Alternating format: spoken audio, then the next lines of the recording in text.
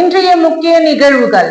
தந்தையின் கவனிப்பால் தான் இத்தகைய பதவியில் உயர்ந்துள்ளேன். பிள்ளைகள் என்ன படிக்கிறார்கள் என பெற்றோர்கள் கவனம் செலுத்த வேண்டியது அவசியம். மாணவர்கள் மத்தியில் துணைநிலை ஆளுநர் கைலாசநாதன் உருக்கமாக பேச்சு. தேசிய அளவிலான கர்லிங் போட்டியில் புதுச்சேரியை சேர்ந்த 10 கர்லிங் வீரர் வீராங்கனைகள் பங்கேற்றனர். இப்போட்டியில் 6 வெள்ளி பதக்கங்கள் மற்றும் 4 வெண்கல பதக்கங்கள் வென்று சாதனை படைத்தனர்.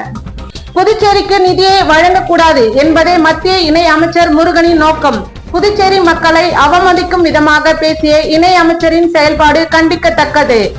முன்னாள் முதலமைச்சர் நாராயணசாமி கடும் கண்டனம். புதுச்சேரி சிந்தனை சிற்பி சிங்காரவேலன் அவர்களின் நினைவு நாள். முதலமைச்சர் ரங்கசாமி மாலை அணிவித்து மரியாதை. இனி விரிவான நிகழ்வுகள். தந்தையின் கவனிப்பால் தான் இத்தனை பதவிக்கு உயர்ந்துள்ளேன். பிள்ளைகள் என்ன படிக்கிறார்கள் என பெற்றோர்கள் கவனம் செலுத்த வேண்டியது அவசியம் என மாணவர்கள் மத்தியில் துணைநிலை ஆளுநர் கைலாசநாதன் உருக்கமாக பேசினார். புதுச்சேரி அரசின் பள்ளி கல்வி இயக்குநரகம் சார்பில் கம்பன் கலையரங்கத்தில் பரீட்சா பே சர்ச்சா 2025 நிகழ்ச்சி நடைபெற்றது. மாணவர்கள் தேர்வை எவ்வாறு எதிர்கொள்ள வேண்டும் என பிரதமர் மோடி மாணவர்களுக்கு உரையாடும் காணொலி காட்சி நிகழ்ச்சியில் திரையிடப்பட்டது. நிகழ்ச்சியில் துணைநிலை ஆளுநர் கைலாசநாதன் சிறப்பு அழைப்பாளராக பங்கேற்று புதுச்சேரியில் சிபிஎஸ்இ தேர்வு எழுதும் அரசு பள்ளி மாணவர்கள் மத்தியில் தனது பள்ளி பருவ கால நினைவுகளை உருக்கமாக பகிர்ந்து கொண்டார். அவர் பேசும்போது தனது தந்தையின் கவனிப்பால் தான் இத்தகைய பதவிக்கு உயர்ந்துள்ளேன் என கூறிய அவர், பிள்ளைகள் என்ன படிக்கிறார்கள் என பெற்றோர்கள் கவனம் செலுத்த வேண்டிய அவசியம் என்றார்.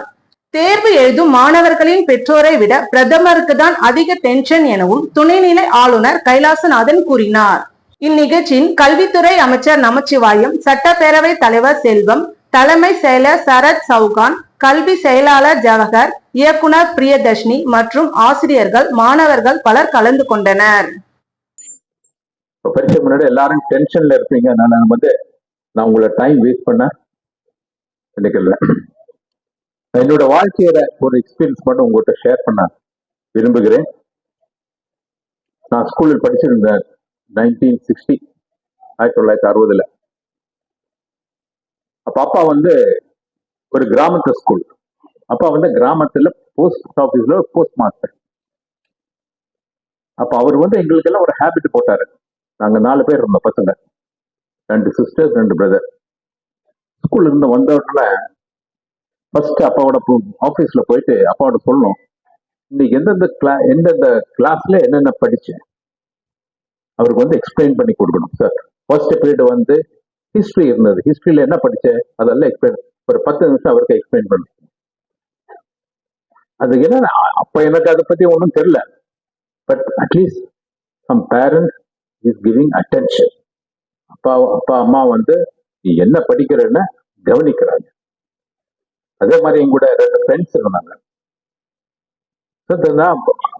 அந்த 2 ஃப்ரெண்ட்ஸ் கூட அப்பா அம்மா எஸ்டேட்ல டீ எஸ்டேட்ல கூலி வேலை செஞ்சு இருந்தாங்க. அவங்களுக்கு பையன் ஸ்கூல் போய் படிக்கிறாங்க, அதுவே பெரிய ஆனந்தம். பட் பையன் என்ன படிக்கிறான் அதை பத்தி ஒண்ணுமே கவலைப்படவில்லை. 6ஆம் கிளாஸ் பையன் 6ஆம் கிளாஸ்ல அவன் சிகரெட் குடிக்க ஆரம்பிச்சுட்டான். No monitoring from the parents. 2வது, நாங்க தூங்க போற டைம்ல எங்களுக்கெல்லாம் ஒரு ஹேபிட் வச்சாரு. காலையில எழுந்திரிச்சிருந்தவரை நீ படுக்க போற வரைக்கும் நீ என்னென்ன செய்த அதெல்லாம் ஞாபகப்படுத்தி அப்பாவிட்ட சொல்லணும். அது அவர் கொஸ்டின் வைப்பாரு. நீ அந்த சாப்பாட்டு இந்த பிரேக்ஃபாஸ்ட் கடிஞ்ச முருக நீ யாரோட பேசியிருந்த என்ன பேசியிருந்த கேட்பாரு. அந்த மாதிரி இட் இஸ் அந்த டெக்னிக் என்னாச்சுன்னா இட்ஸ் a thing to யாரோ 25 வருஷம் முன்னாடி யாரை பார்த்தா இருந்தாலும் அவர் பேரை இப்ப கூட ஞாபகம் வச்சிருப்பாரு. இட் இஸ் டெவலப்மெண்ட் ஆஃப் எப்படி மெமரி டெவலப் பண்றதுன்னு என் அப்பா இது என்ன டெவலப் பண்ணுவாங்க. தேசிய அளவிலான கர்லிங் போட்டியின் புதுச்சேரியை சேர்ந்த 10 கர்லிங் வீரர் வீராங்கனைகள் பங்கேற்ற இப்போட்டியில் 6 வெள்ளி பதக்கங்கள் மற்றும் 4 வெண்கல பதக்கங்களை வென்று சாதனை படைத்தனர்.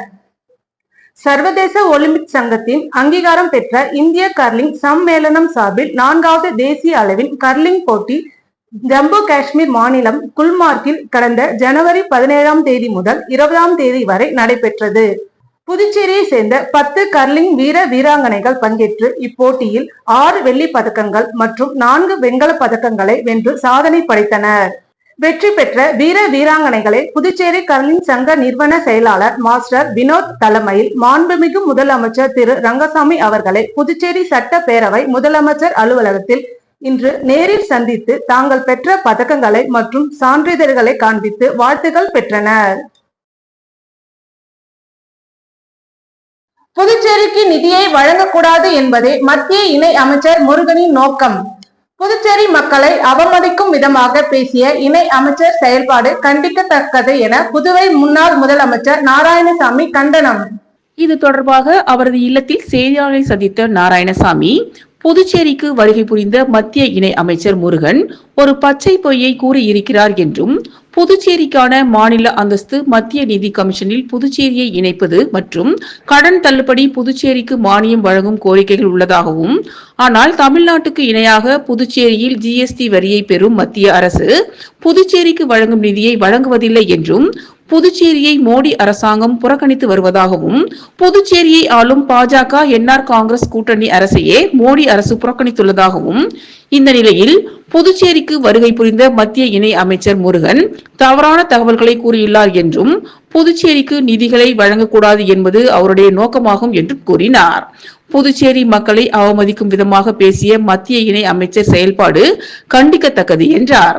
புதுச்சேரியில் முதலமைச்சர் ரங்கசாமி தலைமையில் அரசு புதிய கல்விக் கொள்கையை அவசரமாக நிறைவேற்றினார்கள் என்றும், இதனால் அரசு பள்ளியில் படிக்கும் மாணவர்களின் எதிர்காலம் கேள்விக்குறியாகி உள்ளது என்றும், கடந்த டிசம்பர் மற்றும் ஜனவரி மாதம் நடத்தப்பட்ட மாதிரி தேர்வில் 95% மாணவர்கள் தோல்வியை சந்தித்து உள்ளதாகவும், வருகின்ற பொதுத் தேர்வில் 10ஆம் வகுப்பு மற்றும் 12ஆம் வகுப்பு படிக்கும் மாணவர்கள் தேர்ச்சி பெற முடியாது என்ற நிலை ஏற்பட்டுள்ளதாகவும், இதன் மூலம் கல்வித்துறையை முதலமைச்சர் ரங்கசாமியும் கல்வித்துறை அமைச்சர் நமச்சிவாயமும் சீரழித்து விட்டார்கள் என்றும் குற்றம் சாட்டினார். மாணவர்களின் எதிர்காலத்தை ஒழித்து விட்டார்கள் என்ற குற்றம் சாட்டினார். புதுச்சேரி அரசு மக்களை பற்றி சிந்திப்பதில்லை, ஊழல் முறைகேடுகள் மட்டுமே அவர்களது குறிக்கோளாக உள்ளது என்றும், இது சம்பந்தமாக குடியரசுத் தலைவரை நேரில் சந்தித்து மனு அளிக்க உள்ளதாகவும் நாராயணசாமி தெரிவித்தார். நீங்கள் புதிய கல்விக் கொள்கையில் சேரவில்லை, அதனால் இந்த நிதி தரப்பட மாட்டாது என்று கூறுகிறார்கள். மத்திய நிதி கொள்கை என்பது வேறு, மாநிலத்தினுடைய கல்வி கட்டமைப்புக்கு நிதி ஒதுக்குவது என்பது வேறு. மாநிலத்திற்கு நிதி கட்டமைப்பு, கட்டிடங்கள் கட்டுவதற்கு, கல்வித்துறையில பல திட்டங்களை நிறைவேற்றுவதற்கு ஒவ்வொரு மாநிலத்திற்கும் நிதி கொடுக்கிறார்கள். ஆனால் எங்களுக்கு கிடைத்த தகவல் படி அந்த 2140 கோடி ரூபாயும் குஜராத் மாநிலத்திற்கும் உத்தரப்பிரதேச மாநிலத்திற்கும் பிரித்து கொடுக்கப்பட்டிருக்கிறது. இது மிகப்பெரிய தமிழ்நாட்டுக்கு செய்கிற துரோகம், தமிழ்நாட்டு மக்களுக்கு செய்கின்ற துரோகம். காரணம் என்ன? மத்திய அரசானது புதிய கல்விக் கொள்கையின் மூலமாக இந்தி, ஆங்கிலம் மாநில மொழி என்று மும்மொழி திட்டத்தை கூறுகிறார்கள். தமிழ்நாடு அரசு நாங்கள் இந்தியை ஏற்றுக்கொள்ள மாட்டோம், எங்களுக்கு நாங்கள் இருமொழி கொள்கையை தான் கடைபிடிப்போம், தாய்மொழி தமிழ், ஆங்கில மொழி இணைப்பு என்று கூறுகிறார்கள். இந்த கருத்து வேறுபாட்டிலே புதிய கல்விக் கொள்கையை தமிழ்நாடு அரசு அறிவித்திருக்கிறது. புதுச்சேரியில் கடந்த 9 ஆண்டுகளாக வக்ஃபு வாரியம் அமைக்கப்படாததால் முஸ்லிம் சமூக மக்கள் பாதிக்கப்பட்டு உள்ளதாகவும், உடனடியாக வக்ஃபு வாரியம் அமைக்க நடவடிக்கை எடுக்க வேண்டும் என துணைநிலை ஆளுநரிடம் அதிமுக செயலாளர் அன்பழகன் மனு அளித்து வலியுறுத்தினார். புதுச்சேரி மாநிலத்தில் வக்ஃபு வாரியம் அமைக்க வலியுறுத்தி ஆளுநர் மாளிகையில் துணைநிலை ஆளுநரை அதிமுக மாநில செயலாளர் அன்பழகன் சந்தித்து மனு அளித்து வலியுறுத்தினார். அதனைத் தொடர்ந்து செய்தியாளர்களிடம் பேசிய அவர், புதுச்சேரி மாநிலத்தில் தேர்ந்தெடுக்கப்பட்ட வக்ஃபு வாரியம் இல்லாததால் முஸ்லிம் சமுதாய மக்களின் வாழ்க்கை தரம் உயர்வதற்காக மத்திய வக்ஃபு வாரிய கவுன்சில் மூலம் வழங்கப்படும் நிதி உதவி பல ஆண்டுகளாக வழங்கப்படவில்லை என்றும், வக்ஃபு வாரியத்திற்கு தலைவர் தேர்ந்தெடுக்கப்பட்டதால் வக்ஃபு வாரிய சொத்துக்கள் முறையாக பாதுகாக்கப்படவில்லை என்றும் வக்ஃபு வாரியத்தின் சொத்துக்களை மிக குறைந்த வாடகைக்கு பல ஆண்டுகளாக குறிப்பிட்ட ஒரு சிலர் அனுபவித்து வருகின்றனர் என்றும் வறுமை கோட்டிற்கு கீழ் வாழும் ஏழை எளிய முஸ்லிம் சமுதாய மக்களுக்கு எந்த உதவியும் வக்ஃபு வாரியத்தால் செய்யப்படவில்லை எனவும் குற்றம் சாட்டினார். எனவே கடந்த 9 ஆண்டு காலமாக வக்ஃபு வாரியம் அமைக்கப்படாமல் உள்ள புதுச்சேரி மாநிலத்திற்கு உடனடியாக வக்ஃபு வாரியம் அமைக்க உரிய நடவடிக்கையை கவர்னர் எடுக்க வேண்டும் என்றார். புதுச்சேரி மாநிலத்தில் இயங்கும் தனியார் மருத்துவக் கல்லூரிகளில் பணிபுரியும் பயிற்சி மருத்துவர்களுக்கு தேசிய மருத்துவ ஆணை உத்தரவுப்படி மாதாந்திர உதவித்தொகை வழங்காத கல்லூரிகளின் மீது உரிய நடவடிக்கை எடுக்க வேண்டும் என வலியுறுத்தினார். வடலூர் 154வது தைப்பூச ஜோதி தரிசன திருவிழாவை ஒட்டி சமரச சுத்தன சன்மார்க்க சத்திய சங்கம் சார்பில் அன்னதானம் மற்றும் நலத்திட்ட உதவிகள் வழங்கப்பட்டது.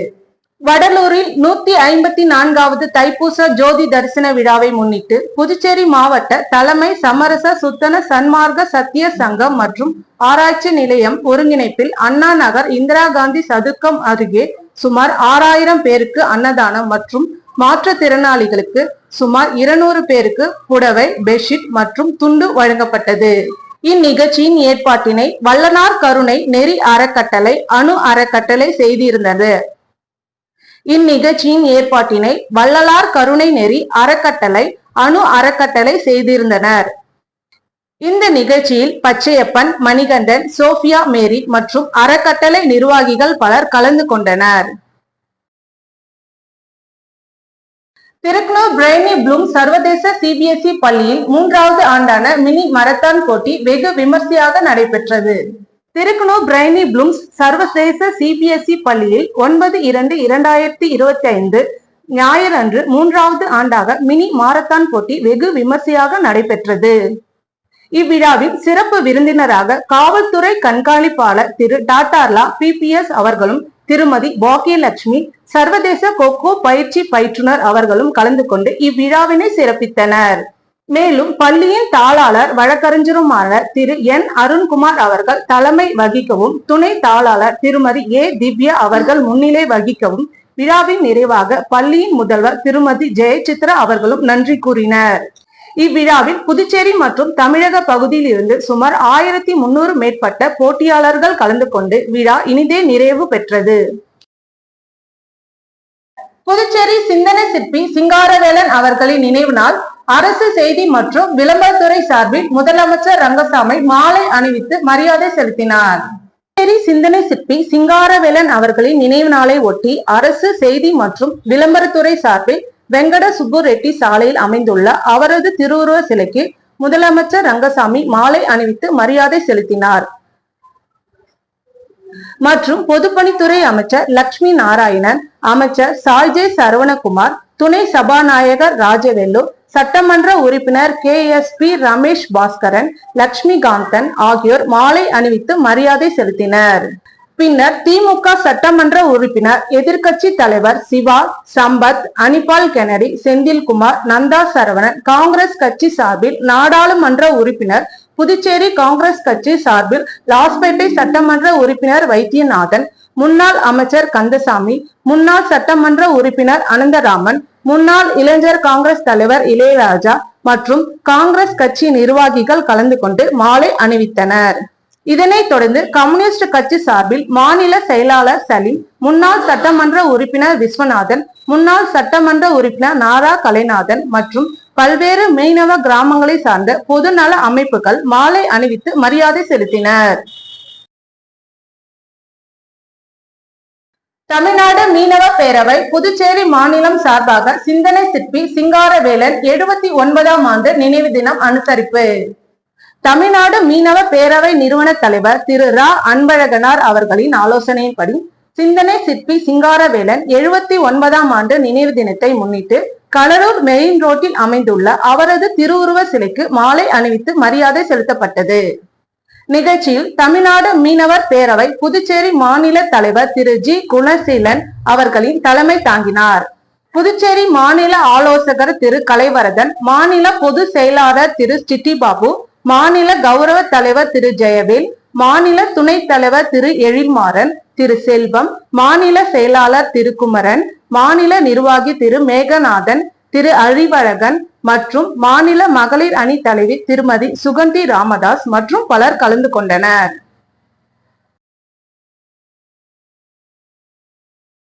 புதுச்சேரி மாநில மனிதநேய மக்கள் சேவை இயக்கம் சார்பாக புதிய உறுப்பினர் சேர்க்கை விழா நடைபெற்றது. புதுச்சேரி மாநில மனிதநேய மக்கள் சேவை இயக்கம் சார்பில் புதிய உறுப்பினர் சேர்க்கை விழா நடைபெற்றது.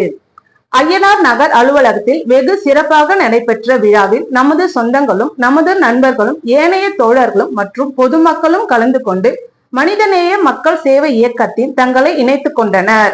மேலும் மக்களுக்கான போராட்டங்களை முன்னெடுத்து நடத்தும் நமது மனிதநேய மக்கள் சேவை இயக்க நிறுவனர் தலைவர் அண்ணல் திரு ஜி நேரு என்கிற குப்புசாமி எம்எல்ஏ அவர்களுடன் தோளோடு தோள் நின்று மக்களுக்கான பிரச்சனைகளை குரல் கொடுத்து புதுச்சேரியை வளர்ச்சி பாதையை கொண்டு செல்வது, ஊழல் இல்லாத நகராட்சி வழங்குவது, மாணவ மாணவிகளுக்கு சிறப்பான கல்வி வழங்குவது, ஏழை எளிய மக்களின் வாழ்வின் வளர்ச்சி பெறுதல், சுத்தமான குடிநீர், சுகாதாரமான உயர் மருத்துவ சிகிச்சைகள் வழங்குவது போன்ற உயரிய நோக்கத்துடன் மனிதநேய மக்கள் சேவை இயக்கத்தின் உறுப்பினர் சேர்க்கை துவங்கப்பட்டுள்ளது என்பதை தாங்கள் மகிழ்ச்சியுடன் தெரிவித்துக் கொள்கிறோம்.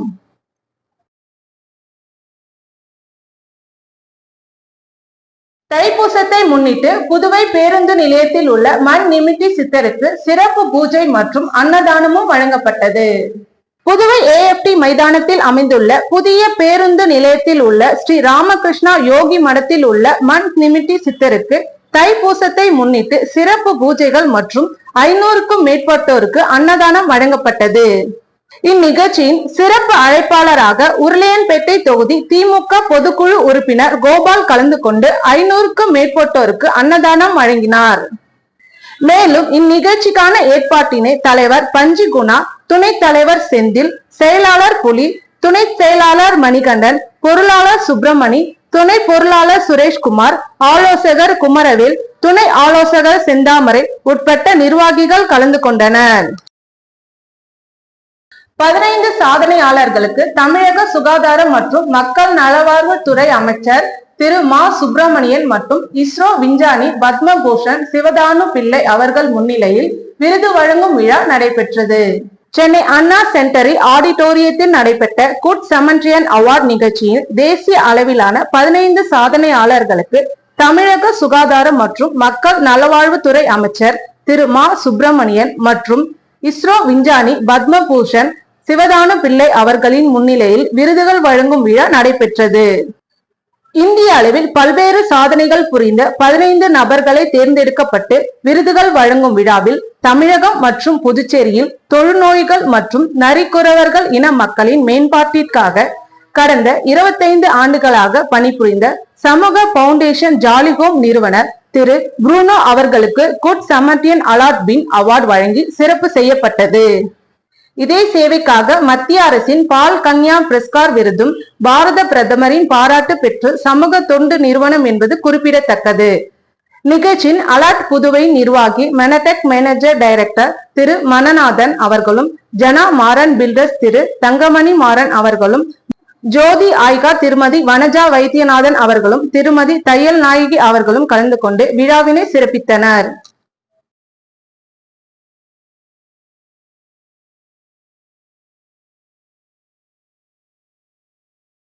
இந்திய கம்யூனிஸ்ட் இயக்கத்தின் சபா தலைவர் மாமேதை மாவா சிங்காரவேலனின் 79ஆம் ஆண்டு நினைவு நாள் நடைபெற்றது.